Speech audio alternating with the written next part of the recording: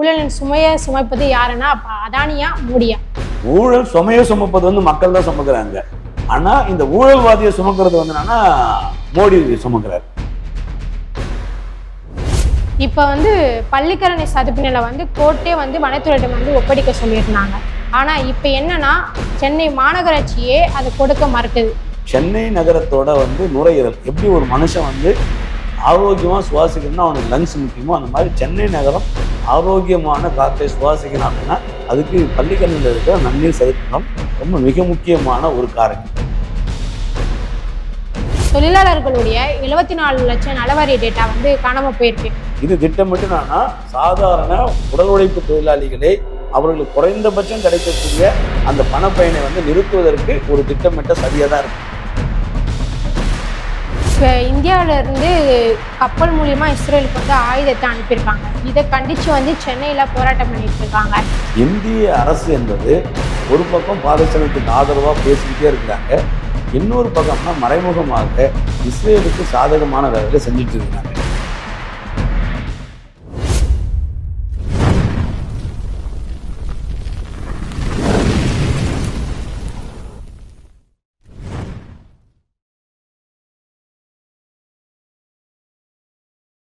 CPM Tamil Nadu நேயர்களுக்கு வணக்கம். சொல்வது தெளிந்து சொல் நிகழ்ச்சியில ஒவ்வொரு வாரமும் ஒரு முக்கியமான செய்திகளும் அதற்கு பின்னால் இருக்கக்கூடிய அரசியலை தான் நம்ம பேசிட்டு இருக்கோம். இப்போது நம்மோடு இணைந்திருப்பவர் தென்சென்னை மாவட்ட செயலாளர் தோழர் வேல்முருகன் அவர்கள். வணக்கம் தோழர். வணக்கம். நிலக்கரி ஊழல் சம்பந்தமா இப்ப நியூஸ் போயிட்டு இருக்கு, அதுவும் இல்லாம மின்கட்டணம் உயர்ந்திருக்கு. இந்த நியூஸை வந்து நீங்க எப்படி தோழர் பாக்குறீங்க? அதானி வந்து தமிழ்நாடு மின்சார வாரியத்திற்கு கொடுத்த அந்த நிலக்கரியின் மூலமாக கிட்டத்தட்ட வந்து என்னன்னு சொன்னால் தமிழ்நாடு அரசுக்கு ஒரு 6000 கோடி ரூபாய் இழப்பு ஏற்பட்டது. இது நமக்கு தெரிஞ்சு ஒன்று தான். இந்த மாதிரி வந்து பல நூற்றுக்கணக்கான மிஸ்மேனேஜ்மெண்ட்டும் கரப்ஷனும் வந்து என்னன்னு சொன்னால் நிறைஞ்சிருக்கு. அதுதான் வந்து என்னன்னு சொன்னால் தமிழ்நாடு மின்சார வாரியத்துக்கு கிட்டத்தட்ட ஒரு 1.5 லட்சம் கோடி ரூபாய் வந்து கடனாக வந்து நிற்குது. அந்த கடனை நாங்கள் வந்து பேர் பண்ணுற அடிப்படையில் தான் வந்து சொன்னால் தமிழ்நாடு மக்கள் தலையில் வந்து சொன்னால் மின்சார வாரியமும் தமிழ்நாடு அரசுன்னு சொன்னால் சுமை ஏற்றிட்டே இருக்கிறாங்க. இதுக்கு முக்கியமான காரணம் என்னன்னா இந்த ஊழலும் மிஸ்மேனேஜ்மெண்ட்டும் தான். இது ரெண்டும் ஒழுங்காச்சு அப்படின்னு சொன்னால் இது நடக்காது. நீங்கள் வந்து தமிழ்நாடு மின்சார வாரியம் வந்துன்னு சொன்னால் தமிழ்நாட்டில் வந்து என்னன்னா தெர்மல் பவர் பிளான்ட்டு வடசென்னையில் இருக்குது, அதே மாதிரி வந்து மேட்டூரில் இருக்குது, பல எண்ணூரில் இருக்குது, இப்படி பல இடங்கள்ல இருக்குது. இந்த தெர்மல் பவர் பிளான்ட்டுக்கு வந்து சொன்னால் நிலக்கரி வந்து சொன்னால் கோல் இந்தியாவில் எடுக்கிற நிலக்கரியை பயன்படுத்த முடியும். இதையும் தாண்டி பத்தாத்துக்கு மற்ற இடங்களை வந்து இம்போர்ட் பண்ணுறது வழக்கம். தமிழ்நாடு மின்சார வாரியம் வந்து சொன்னால் டெண்டர் கோட் பண்ணும் போதே வந்து சொன்னால் இந்த நிலக்கரியோட தன்மை வந்து சொன்னால் 5000 கிலோ கலோரிக்கு மேலே இருக்கக்கூடிய நிலக்கரி தான் அவங்க கோட் பண்ணுறாங்க. குறிப்பாக இந்தியாவில் வந்து பாரத் ஹெவி எலக்ட்ரிக்கல் லிமிடெட் பண்ண அந்த பாய்லர் எல்லாமே வந்து சொன்னால் இந்தியாவோட நிலக்கரி தன்மைக்கு ஏற்ப தான் அந்த பாய்லர் வடிவமைக்கப்படுது. இப்போ இந்தியாவில் கிடைக்கக்கூடிய நிலக்கரியோட அந்த கலோரி லெவல் வந்து சொன்னால் 5000 கிலோ கலோரிக்கு மேலே தான் இருக்குது. அதனால தான் வந்து சொன்னால் அவங்க வந்து சொன்னால் அதிகமான கிலோ கலோரியில் வந்து கேட்குறாங்க. ஆனால் இது நேர்மையாக கொடுக்க வேண்டிய அதானி நிறுவனம் என்ன பண்ணியிருக்கிறாங்கன்னு சொன்னால் அந்த டெண்டரை கோட் பண்ணதுக்கு பின்னாடி 3500 கிலோ கலோரி இருக்கக்கூடிய நிலக்கரி அந்த கோலை வந்து சொன்னால் இந்தோனேஷியாவில் வந்து இம்போர்ட் பண்ணி அந்த நிலக்கரியை வந்து என்னன்னா அது 6000 கிலோ கலோரி அப்படின்னு சொல்லி ஒரு பொய்யான வரையறை பண்ணி அங்கே 3500 கிலோ கலோரி ஒரு மெட்ரிக் டன் வந்து சொன்னால் $28 தான் வாங்குறாங்க. $28 வாங்கின அந்த நிலக்கரியை வந்து சொன்னால் இங்கே வந்து தமிழ்நாடு மின்சார வாரியத்தை கொடுக்கும்போது சொன்னால் $91 ஒரு மெட்ரிக் டன்னை கொடுக்குறாங்க. அப்போ ஒரு மெட்ரிக் டன்னை வந்து $28 வாங்கிட்டு $91 கொடுக்குறாங்க. கிட்டத்தட்ட இதில் வந்து $63 வந்து கவர்மெண்ட்டுக்கு லாஸ். அதை விட நான் சொன்னால் 3500 கிலோ கலோரிக்கு பதிலாக நான் சொன்னால் இவங்க 6000 கிலோ கலோரின்னு போய் சொல்லி கொடுக்குறாங்க. இப்போ இந்த கிலோ கலோரி வந்து என்னன்னா குறையும் போது நமக்கு சாதாரண புரியாது. அதாவது என்னன்னா இந்த கிராமத்தில் பார்த்தோன்னா அடுப்பெரிப்பாங்க. அடுப்பெரிக்கும் போது கட்டையை வச்சு எரிச்சாங்கன்னா ஒரு கட்டை வச்சுட்டே சோறு ஆக்கிடுவாங்க, குழம்பு வச்சுருவாங்க, எல்லாம் வச்சுருவாங்க. கட்டை இல்லைன்னா இந்த பேப்பரு சின்ன சின்ன சரகு இந்த மாதிரி வச்சாங்கன்னா அது சரலுன்னு எரிஞ்சிட்டு போயிடும். அந்த மாதிரி நான் சொன்னால் இந்த கிலோ கலோரி கம்மியாக இருக்கக்கூடிய இந்த கோல் வந்து நான் சொன்னால் டக்குன்னு வந்து ஆஷ் ஆகிடும், எரிஞ்சு சாம்பல் ஆகிடும். எரிஞ்சு சாம்பல் ஆச்சுன்னா அதோட எனர்ஜி வந்து என்னன்னா பத்தாது. அப்போ வந்து என்ன சொன்னால் நமக்கு வந்து 1 டன்னு போட வேண்டிய இடத்துல வந்து என்ன சொன்னால் 4 டன்னு போட வேண்டியதாக இருக்கும். ஸோ இதோட விளைவு என்னன்னு சொன்னா தமிழ்நாடு மின்சார வாரியத்துக்கு ஒரு பெரிய லாஸ். கிட்டத்தட்ட 2014 ஆரம்பிச்சு 2019 வரை அவங்க என்ன சொல்றாங்கன்னா, ஓசிசிஆர்பி நிறுவனம் என்ன சொல்றாங்கன்னா, கிட்டத்தட்ட 24 முறை வந்து அவங்க வந்து இறக்குமதி பண்ணிக்கிறாங்க. இந்த 24 முறை இறக்குமதி பண்ணதால கிட்டத்தட்ட 15 லட்சம் டன்னுக்கு மேல இறக்குமதி பண்ணாங்க. அப்போ ஒரு டன்னுக்கு வந்து சொன்னா இவங்க வந்து $63 அப்படின்னு சொன்னா, நீங்க $15 லட்சம் அப்படின்னு 15 லட்சம் டன் அப்படின்னு சொன்னா பாத்தீங்கன்னா அது ஒரு பெரிய ஹியூஜ் அமௌண்ட். இது வந்து என்னன்னு சொன்னா, ஒண்ணு அதானி நிறுவனம் திட்டமிட்டு என்னன்னா ஒரு பொய்யான தகவலை சொல்லி குவாலிட்டியானதுன்னு சொல்லி விற்கிறாங்க ஒண்ணு. ரெண்டாவது என்னன்னா, இது அரசாங்கத்துக்கு தெரியாம நடக்கிறதுக்கு வாய்ப்பு இல்லை, அந்த துறையில இருக்கக்கூடிய அதிகாரிகளுக்கு தெரியாம வாய்ப்பு இல்லை. இது முழுக்க முழுக்க அரசியல் பிரஷர்ல இருந்து நடக்குது. இது ஏன் அரசியல் பிரஷர்னு சொன்னா, மோடி பிரதமரான பிறகு என்னன்னு சொன்னா, இந்திய நாட்டோட ஒட்டுமொத்த மின்சார வாரியத்தை தனியார் மயமாக்குறது. தனியார் மயமாக்குறதுனால என்னன்னா, அது வேற யாருக்கும் கொடுக்காம என்னன்னா இந்திய நாடு முழுசும் அதானிக்கு கொடுக்கணுன்றது அது வந்து மேண்டேட்டரியா வந்து சொன்னா ஓரலான ஆர்டர் போடுறாங்க. அதோட விளைவு தான் வந்து சொன்னா, இந்திய நாடு முழுவதும் இருக்கக்கூடிய அனைத்து மின்சார வாரியங்களையும் என்னன்னு சொன்னா அதானி இப்படியான ஊழல். நமக்கு வந்து தமிழ்நாட்டில் ஒரு விஷயத்த முன்னாடி இந்த மாதிரி என்னன்னு சொன்னா, இந்திய நாடு முழுசும் இருக்கிற எல்லா மின்சார வாரியத்திலையும் நடக்குது. அதே மாதிரி வந்து என்னன்னு சொன்னா ஒவ்வொரு தடவையும் நடக்குது. நமக்கு தெரிஞ்சு ஒரு தடவை மட்டும்தான் இந்த இந்த இந்த ஊழலும் இந்த மிஸ்மேனேஜ்மெண்ட் இல்லை அப்படின்னு சொன்னா, இன்னைக்கு மின்சார வாரியம் வந்து என்னன்னா மின்கட்டண உயர்வை ஏற்ற வேண்டிய அவசியமே இல்லை. நமக்கு தேவையான மின்சாரத்தை உற்பத்தி பண்ணுவதற்கு தேவையான கோல் வந்து இந்தியாவில் நம்மளால உற்பத்தி பண்ண முடியும், எடுக்கிறதுக்கான ரிசோர்ஸ் இருக்கு. ஆனா வந்து என்னன்னா, நீங்க கோல் இந்தியா வந்து தனியார் மயப்படுத்தினா இருக்கிற மைண்ட்ஸ் எல்லாமே வந்து அதானிக்கு கொடுக்குது, பிரைவேட்டு கொடுக்குது. அதோட விளைவு என்னன்னு சொன்னா, இன்னைக்கு வந்து மின்சார வாரியம் இவ்வளவு பெரிய நஷ்டத்துல போகுது. அது நஷ்டத்துல போகுதுன்ற ஒரே காரணம் சொல்லி என்னன்னா, சாதாரண மக்கள் இவங்க வந்து லாபம் சம்பாதிப்பதற்கு இவங்க கொடுக்குறது என்னன்னா, சாதாரண மக்கள் டெய்லி நம்ம ஊர் சொல்லுவாங்கல்ல, நல்ல வாயம் சம்பாதிச்சு நாராவாயம் துண்டானா, அந்த மாதிரி என்னன்னா சாதாரண மக்கள் கஷ்டப்பட்டு சம்பாதிச்சு அவனுக்கு திருடுற ஏற்பாடா இது மாறி இருக்கு.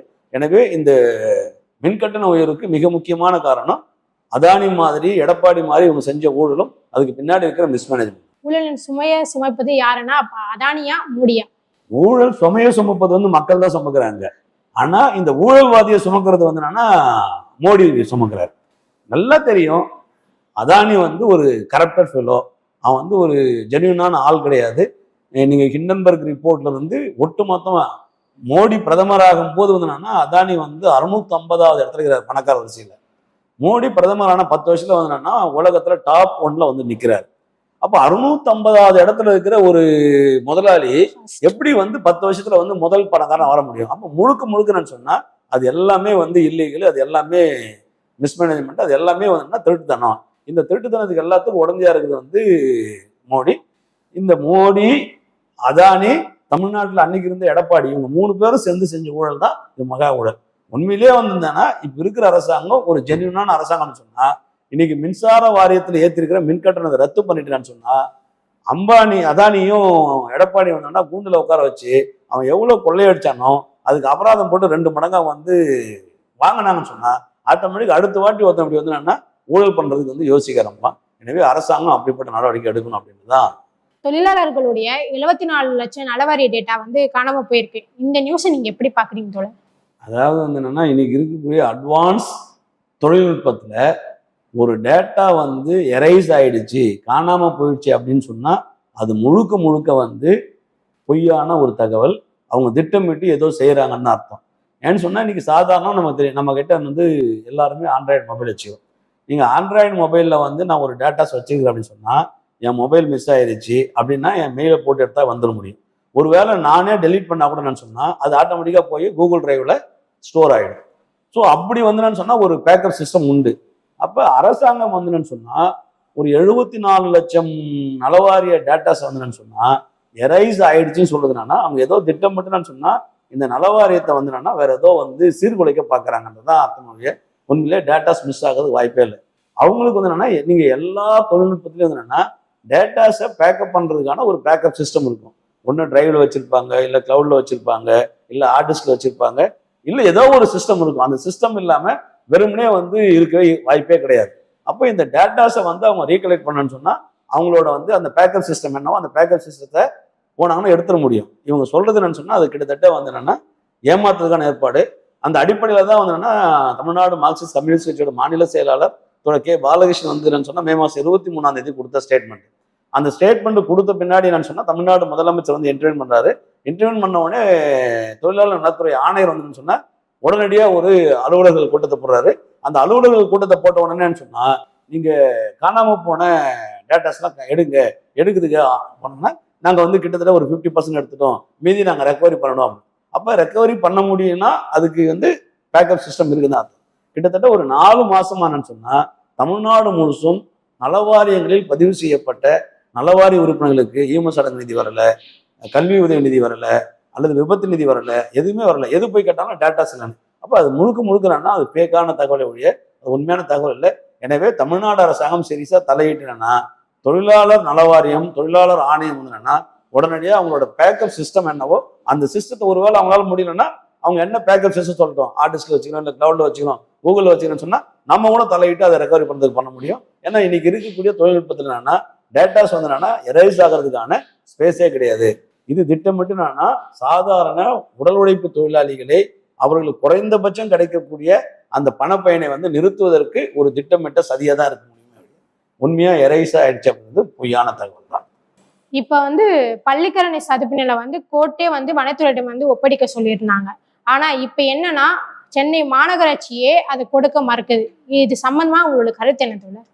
சென்னை பள்ளிக்கரணையில் இருக்கக்கூடிய சதுப்பு நிலம் என்பது ஒரு உலக பிரசித்தி பெற்ற சதுப்பு நிலம். உலகில் வந்து மிகப்பெரிய சதுப்பு நிலம்னா 2. ஒன்று வந்து அமேசான் ஃபாரஸ்ட், பிரேசிலில் இருக்கக்கூடிய அமேசான் ஃபாரஸ்ட், அது ஒரு நன்னீர் சதுப்பு நிலம். அதுக்கு அடுத்து பெரிய நன்னீர் சதுப்பு நிலம் அப்படின்னு சொன்னால் அது சென்னை பள்ளிக்கரணையில் இருக்கிற சதுப்பு நிலம் தான் பெரிய சதுப்பு நிலம். இது உண்மையிலேயே வந்து என்னன்னா இந்தியாவுக்கு, தமிழ்நாட்டுக்கு அது ஒரு பெரிய கொடை. சென்னை நகரத்தோட வந்து நுரையீரல் எப்படி ஒரு மனுஷன் வந்து ஆரோக்கியமாக சுவாசிக்கணும்னா அவனுக்கு லங்ஸ் முக்கியமோ அந்த மாதிரி சென்னை நகரம் ஆரோக்கியமான காற்றை சுவாசிக்கணும் அப்படின்னா அதுக்கு பள்ளிக்கரணையில் இருக்கிற நன்னீர் சதுப்பு நிலம் ரொம்ப மிக முக்கியமான ஒரு காரணி. எனவே தான் வந்து என்னன்னா அந்த சதுப்பு நிலத்தை பாதுகாக்கணும்னு சொல்லி சிபிஎம் சொல்றோம். சென்னை பள்ளிக்கரணை சதுப்பு நிலத்தோட பரப்பளவு வந்து என்னன்னு சொன்னா ஒரு பெரிய பரப்பளவு, கிட்டத்தட்ட 5500 ஹெக்டேர். நீங்க 5500 ஹெக்டேர் அப்படின்னு சொன்னா கிட்டத்தட்ட ஒரு 14,000 ஏக்கர். அவ்வளோ பெரிய பரப்பு. இது 1965ஆம் ஆண்டு தமிழ்நாடு அரசாங்கம் எடுத்த ரெவென்யூ அடிப்படையில் வந்து சொன்னா அவங்க ஹைகோர்ட்டுக்கு சொன்ன தகவல் என்னன்னா 1965 சதுப்பு நிலத்தோட பரப்பளவு 5500 ஹெக்டேர். ஆனா 2013 என்னன்னா அது வெறும் 600 ஹெக்டரா சுருங்கிடுச்சு அப்படின்னா. அப்போ 5500 ஹெக்டர்ல 600 ஹெக்டர் சுருங்கிடுச்சுன்னா ஒரு 4900 ஹெக்டர் வந்துன்னு சொன்னா இன்னைக்கு வந்து ஆக்கிரமிப்பு உள்ளாயிருக்கு. இந்த ஆக்கிரமிப்புல வந்து என்னன்னா 2 வகையான ஆக்கிரமிப்பு இருக்கு, 3 வகையான ஆக்கிரமிப்பு. ஒன்று அரசு சார்ந்த நிறுவனங்கள் ஆக்கிரமிச்சிருக்கு. 2 பன்னாட்டு நிறுவனங்கள், பெரிய எம்என்சி தனியார் நிறுவனங்கள். 3வது வந்து என்ன சொன்னா சாதாரண ஏழை எளிய உழைப்பாளி மக்கள் அங்கொன்னு இங்கொன்னுமோ ஒரு சின்ன பகுதியில் வந்து என்னன்னா குடியிருப்பு வச்சிருக்காங்க. அப்ப 2015 ஃப்ளட்டுக்கு பின்னாடி என்னன்னா அந்த சதுப்பு நிலத்துல வந்து சொன்னா கட்டட இடிச்சு அந்த கழிவுலாம் கொட்டுறாங்க அப்படின்னு சொல்லி ஒரு செய்தி ஆகுது.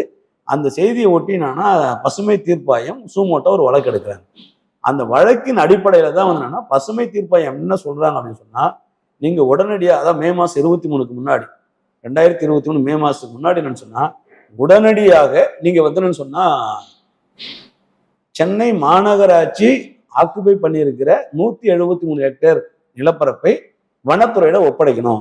சாதாரணமா இல்லை, அந்த குப்பையெல்லாம் எடுத்துட்டு அது ஆசிட்டிஸ் பழைய கண்டிஷன் எப்படி இருந்துச்சோ அந்த கண்டிஷன்ல ஒப்படைக்கணும்னு சொல்றாங்க. அந்த சூழல்ல வந்து தமிழ்நாடு அரசாங்கமும் சென்னை மாநகராட்சி என்ன முடிவு பண்றாங்கன்னு சொன்னா பிப்ரவரி மாசம் வந்துன்னு சொன்னா கருத்து கேட்பு கூட்டம் நடத்துறாங்க. கருத்து கேட்பு கூட்டத்தில் அங்க இருக்கக்கூடிய குடியிருப்பு சங்கங்கள், அங்க இருக்கிற சூழலியல் ஆர்வலர்கள், அங்க இருக்கக்கூடிய பொதுநல அமைப்புகள், அங்க இருக்கிற குடியிருப்போர் அமைப்புகள், சிபிஎம் உள்ளிட்டு பல்வேறு அமைப்புகள் வந்து என்னன்னு சொன்னா இந்த சதுப்பு நிலத்தை பாதுகாக்க வேண்டும். எனவே என்னன்னா இங்க வந்து சூழலியல் பூங்கா தேவை கிடையாது, அது ஆசிட்டிஸ் பழைய சதுப்பு நிலமா மாறணும் அப்படின்னு சொல்லி பேசுறாங்க. அந்த கருத்து கேட்பு கூட்டத்தில் சென்னை மாநகர ஆணையர் உள்ளிட்டு மேயர் உள்ளிட்டு வந்தவங்கன்னு சொன்னா உங்களோட ஒத்துழைப்பு இல்லாம நாங்க வந்து பயோமைனிக்கும் நாங்க வந்து இது பண்ண மாட்டோம் அப்படின்னு போனவங்கன்னு சொன்னா அவங்க கோர்ட்ல என்ன அஃபிடேவிட் தாக்கல் பண்ணாங்கன்னு சொன்னா இந்த 173 ஹெக்டரை எங்களால திருப்பி கொடுக்க முடியாது. இந்த இடத்துல வந்து நான் சொன்னா நாங்க வந்து என்னன்னா ஒரு சூழலியல் பூங்கா பசுமை போர்வை அமைக்க போறோம். எனவே மாநகராட்சி என்னன்னா பயோமைனிங்ல அங்க இருக்கிற குப்பையை வந்து உரமாக்கிட்டு நாங்க வந்து பண்ண போறோம். இதுலதான் சிபிஎம் என்ன சொல்ற அப்படின்னு சொன்னா இல்ல அது தப்பு, மாநகராட்சி சொல்றதை வந்து கண்டிக்கத்தக்கது. அதை வந்து என்னன்னு சொன்னா முழுமையாக எக்ஸிஸ்டிங் பொசிஷன்ல வந்து என்னன்னா ஒப்படைக்கணும்.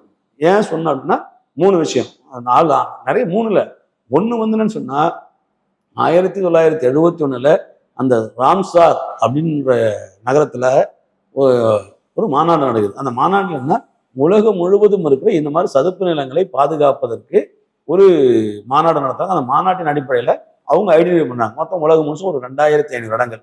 அந்த 2500 இடங்கள்ல வந்து என்னன்னு சொன்னா தமிழ்நாட்டில் ஒரு 16 இடங்கள். அந்த 16 இடங்கள்ல ரொம்ப முக்கியமான இடம் வந்து சென்னை சதுப்பு நிலம்.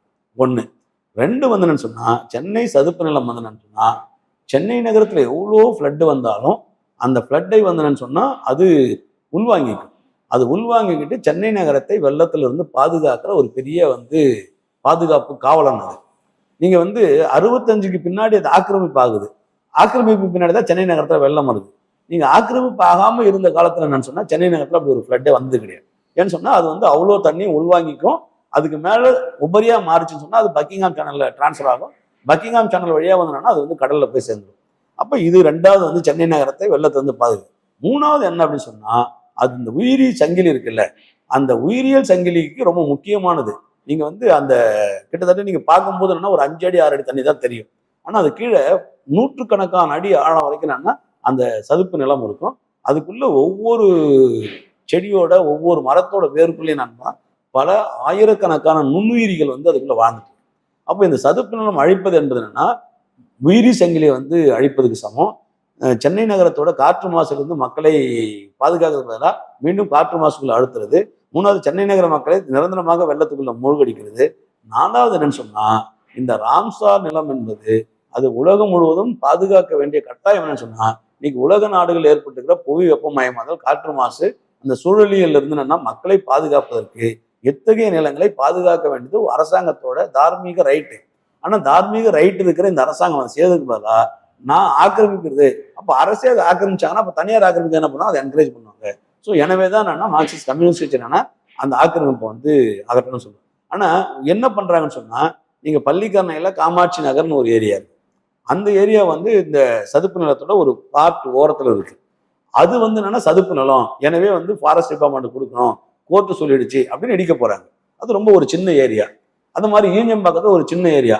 ஆனா இந்த சதுப்பு நிலத்துல national institute of ocean technology, கடல்சார் ஆய்வு மையம் சொல்லி சென்ட்ரல் கவர்மெண்டோட ஒரு பெரிய இன்ஸ்டியூஷன். அதே மாதிரி என்ன விண்மில் ஆராய்ச்சி மையம், காற்றாலை ஆராய்ச்சி மையம் சொல்லி ஒரு பெரிய சென்டர் வந்து நடத்துறாங்க. 3வது வந்து என்னன்னு சொன்னா நீங்க வந்து வேளச்சேரி ரயில்வே ஸ்டேஷன் அதுக்குள்ளதான் இருக்கு.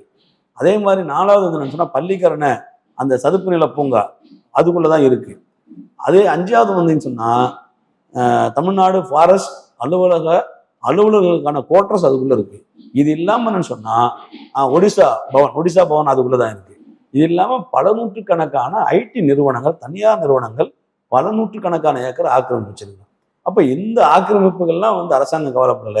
ஆனா சாதாரண மக்கள், ஏழை எளிய உழைப்பாளி மக்கள் அதோட ஒரு ஓரமா தானே காலி பண்ணாங்கன்னு சொன்னா அப்ப நம்ம ஒரு படம் சொல்லுவோம்ல, உனக்கு வந்தா ரத்தம் எனக்கு வந்தா தக்காளி சட்னியா, அந்த மாதிரி கதையா வந்து சொன்னா சாதாரண மக்கள் ஒரு சின்ன ஏரியா 2 ஏக்கர்ல 3 ஏக்கர்ல ஒரு 1000 குடியிருப்பு இருந்தாலும் அதை எவிட் பண்ணணும்னு சொல்லக்கூடிய அரசாங்கம் பல நூற்றுக்கணக்கான ஏக்கர், ஆயிரக்கணக்கான ஏக்கர் ஆக்கிரமிப்பு இருக்கிற அவனோட நிலத்தை கொடுக்க மாட்டாங்க.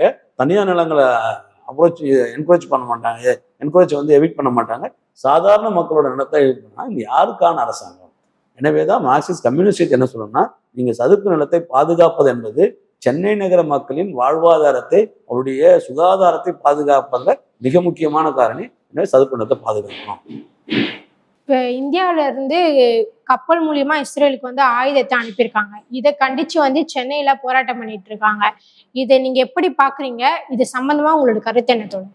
அந்த போராட்டம் வந்து சென்னையில இல்லை, அது வந்து என்னன்னா தமிழ்நாடு முழுவதும், இந்திய நாடு முழுவதும் ஒரு வீரியமிக்க போராட்டமாக லட்சக்கணக்கான உழைப்பாளி மக்கள் பங்கெடுக்கிற போராட்டமா அந்த போராட்டம் மாறும். ஏன் மாறணும் அப்படின்னு சொன்னா இஸ்ரேல் என்ற நாடு 1949 மே மாதம் தான் உருவாகுது. அதுக்கு முன்னாடி அப்படி ஒரு நாடு கிடையாது. அதுக்கு முன்னாடி அங்க இருந்த நாடு பாலஸ்தீனம் தான். இந்திய நாட்டோட விடுதலை போராட்ட காலத்திலிருந்து இன்று வரை இந்தியா என்பது பாலஸ்தீனத்துக்கு ஆதரவாக, பாலஸ்தீனத்தில் இருக்கிற மக்களுக்கு ஆதரவாக தான் இந்திய அரசாங்கத்தோட ஸ்டாண்ட் இருக்கு. உலக நாடுகள் முழுவதும், ஐரோப்பிய நாடுகள் உள்ளிட்ட பல்வேறு நாடுகள் லட்சக்கணக்கான மக்கள் திரண்டு ஃப்ரீ பாலஸ்தீன், சுதந்திரமான பாலஸ்தீனத்தை பாதுகாக்க வேண்டும். அந்த காசா பகுதியில் மேற்கு கரை பகுதியில் இருக்கிற சாதாரண பெண்கள் குழந்தைகளை ஆயிரக்கணக்கான பேர் கொண்டு குவிக்கிற இஸ்ரேலோட அந்த வலதுசாரி பாசிசத்துக்கு எதிராக, அந்த நாடு ஆக்கிரமிப்புக்கு எதிராக உலக நாடுகள் முழுசும் ஒரு பெரிய கண்டன குரலை தெரிவிச்சுக்கிறாங்க. இந்த சூழலில் தான் வந்து சொன்னா இந்திய அரசு என்பது ஒரு பக்கம் பாலஸ்தீனத்துக்கு ஆதரவாக பேசிக்கிட்டே இருக்கிறாங்க, இன்னொரு பக்கம்னா மறைமுகமாக இஸ்ரேலுக்கு சாதகமான வேலைகளை செஞ்சுட்டு இருக்கிறாங்க. அதோட ஒரு பகுதி தான் வந்து சொன்னா கிட்டத்தட்ட சென்னையிலிருந்து இதுவரை 3 முறை கண்டெய்னர்ல ஆயுதங்கள் போயிருக்கு, நமக்கு தெரியாது.